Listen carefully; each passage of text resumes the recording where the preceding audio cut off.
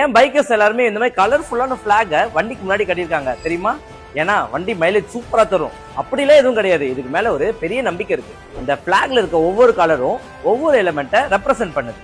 ப்ளூனா sky, ரெட்னா fire, ஒயிட்னா ஏர், எல்லோனா earth.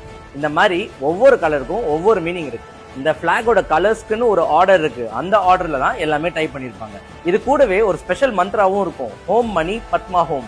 So பைக்கர்ஸ்லாம் Himalaya மாதிரி ஒரு hill ஏறிட்டு வரும்போது ஒரு ரிவார்ட் மாதிரி இதை வாங்கிட்டு வருவாங்க அல்லது கட்டிட்டு வருவாங்க.